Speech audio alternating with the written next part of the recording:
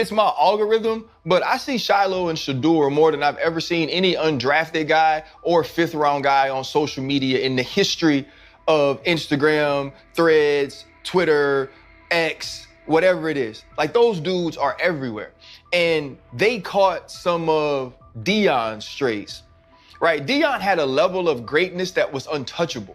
Right? Deion could say, yeah, I'm not interviewing with these people because I'm not going to be there in the draft. Deion could say, hey, I already ran 140. I ain't effing with no more of this testing because y'all already know I'm top 5 and it ain't tripping. Watch the film, know who I am.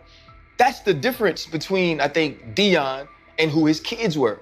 And then I think Deion's approach to it made other people, Deion's fame, right? Deion's success, Deion's ability to one day be a head coach in the league. Also, Deion's ability and what he's done in navigating the present, right? When we talk about college of his children and now going into the pros, this is the first. Do you believe that you are aware of what transpired during the draft process for Shedeur Sanders?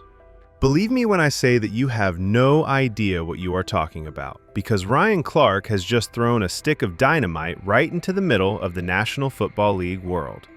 To add insult to injury, it is not about Shedeur's arm talent, his reads, or his pocket presence. This is the most incredible part. This entire drama, according to Ryan Clark, was a calculated hit job, and it was not directed at Shedeur, but rather at Coach Prime himself. Deion Sanders, the man who controlled every chapter of his legendary storybook, bulletproof career, from Primetime the player to Coach Prime the icon, was suddenly powerless for the first time in his entire career, besides Shedeur. Instead, he was not the issue. The weapon was he himself. This is the same kid who has endured 6 different coordinators, who are responsible for elevating his game each and every time, and who has played behind offensive lines that are incapable of blocking even a gust of fresh Colorado wind. Deion Sanders, the man who has endured 6 different transportation, who achieved great success at Jackson State and then went on to level up once more in Boulder. He screamed into his tape. His production was a resounding success. His artistic ability was unwavering. However, when the time came for the draft, none of that was relevant. The noise, on the other hand, became extremely loud. So many things about Shedeur during the draft process were character, personality. All these things that we can't prove on the outside. Concerns about his character and personality, as well as other questions, is he really ready? Criticisms that had nothing to do with football and everything to do with taking a shot at Coach Prime through the one thing that hits a father the hardest, his child, were the ones that were taken into consideration. After that, there were the reports, the so-called concerns, the rumors that Shedeur was wearing headphones, the rumors that were floating around with no proof, no evidence, and things that could not be confirmed, but also could not be denied. Perfect. This is the way a successful job should be designed. Almost immediately, Ryan Clark took notice of it. In his words, every single story followed the same pattern. Everyone was unable to verify the allegations, accusations that no one could possibly refute. Smoke, rather than facts, was used to build a shadow campaign.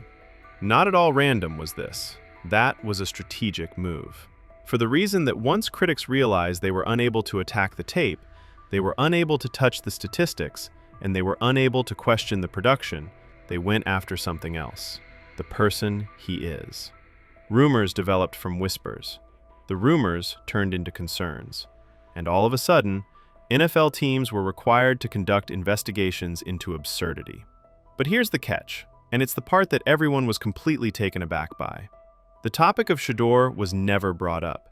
A pawn in a fight that he did not initiate, the child was a victim of collateral damage. He was not the intended goal, and he was the way forward. Make you feel when you see your colleagues or your peers going in on you, man? Like, how does that make you feel? No idea, man. You have no idea. We've always been in front of the camera, so they know how to navigate. They know how to handle themselves. Yeah. And you're not gonna catch them in no foolery and no mess. You're not. When you sit up there and say something like, he went in a meeting unprepared, like, dude, Shedeur Sanders, who's had 6 different coordinators, who has still functioned and went up, leveled up every time we brought somebody new in, and you're gonna tell me every situation. You're gonna tell me he had on headphones. So you a dog, your kid's a dog, and dogs gonna always rise to the top. You know what I mean? That's what I believe. You know what I mean? It did hurt.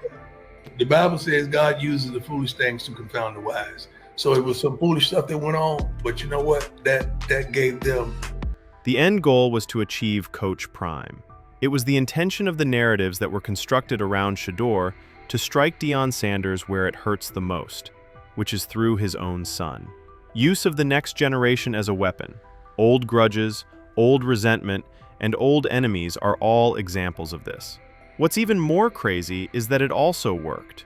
In the course of his legendary, untouchable, and larger-than-life career, Deion Coach Prime Sanders entered a conflict that he was unable to control for the very first time.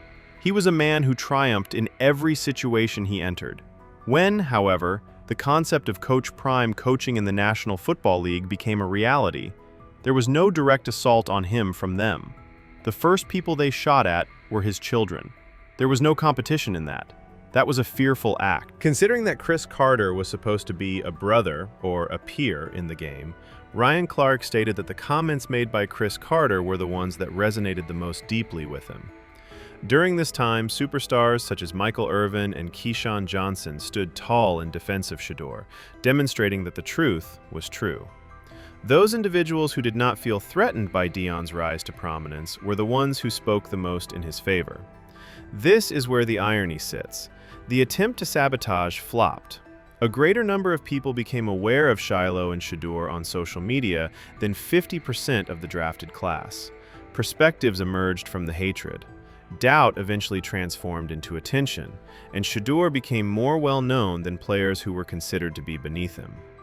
It is now in Cleveland, where Joe Flacco is not the long-term plan, that he is located. It is not the answer to have Kenny Pickett. The real fight will be between Dillon Gabriel and Shedeur Sanders, who will be our two opponents.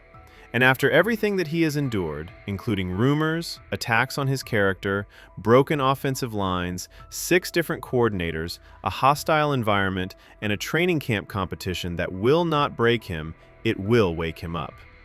Despite the smear campaign, Shedeur was not deterred. As a result, he evolved. A list of names, a chip on his shoulder, and a reason to silence every critic who bet against him were all provided to him as a result of this matter. Additionally, Ryan Clark disclosed something more profound. Behind the scenes of the Coach Prime persona stands a rare human moment. Deion was unable to successfully protect his sons for the very first time. In addition, the pain was not solely caused by the rumors. This was due to the fact that he was aware that his own success might have left a target on their backs. However, Shedeur's entire career was built through the challenges that he faced. He flourished with each new coordinator that was appointed. Whenever the stage was expanded, he would raise his voice. Those around him were surprised by how quickly he processed the game. In addition, that underappreciated arm was not taken into consideration because the evaluators were blinded by his last name. In the National Football League, NFL, Shedeur Sanders is now a quarterback who is not a storyline, not a meme, and not a Primes kid. Instead, he is a quarterback who has something to prove and more motivation than any other rookie in recent history. Moreover, the question that really matters is no longer about rumors. It is precisely this that takes place when he begins to make plays in Cleveland, demonstrating that every character concern was a fabrication and that every doubt was fuel for the revenge story that the NFL inadvertently created.